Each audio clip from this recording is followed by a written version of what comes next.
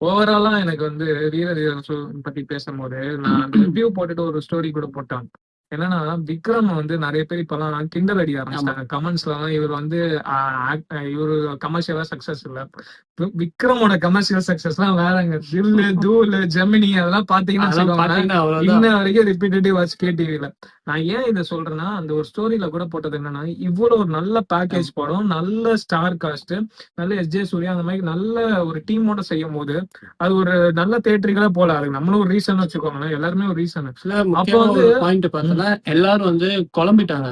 ஏன்னா வந்து எஸ். ஏ. ரவிக்குமார் வந்து வீரதீரசுரன் பார்ட் 2ன்னு போட்ட உடனே எல்லாருக்கும் வந்து ஆடியன்ஸ் குழம்பி, இது ஒரு நல்ல இது பாயிண்ட். என்ன இது எப்படி பார்ட் 2 மேபி ஏன் ஃபர்ஸ்ட் அதுவும் வருது? ஒரு ரீசனா இருக்கலாம்னு நினைக்கிறேன். ஆனா அப்படி ஒரு போட்டா கூட அந்த கதைக்கு அவர் என்ன ஆனா பண்ணிருக்காரு அது தானே கரெக்டா ஆடியன்ஸ் பண்ணிட்டீங்க. ஸோ பார்க்கணும். இப்போ வந்து நீங்க வந்து அவங்களுக்கு டைம் குடுத்தீங்கன்னா, அந்த ப்ரீக்வல் எடுத்து ஷோ ப்ரூவ் பண்ணுவாங்க. எதுக்கு நாங்க வந்து பார்ட் 2 ஃபர்ஸ்ட் ரிலீஸ் கண்டிப்பா. பண்ணோம். எனக்கு தெரிஞ்சு அது கண்டிப்பா அவங்க பண்ணிருவாங்கன்னு தான் நினைக்கிறேன். ஏன்னா கண்டிப்பா. அவ்வளவு ஸ்ட்ராங்கான டிசிஷன் ஆமா. எடுக்கும் போது விக்ரம் சாரும் அதை கண்டிப்பா அக்செப்ட் பண்ணிட்டு பண்ணுவார்னு நினைக்கிறேன். முதல்ல நமக்கு தெரியாமலே இருக்கலாம். ப்ரீக்வல் எடுத்து வச்சிருக்கலாம். எடுத்து வச்சிருக்கலாம்.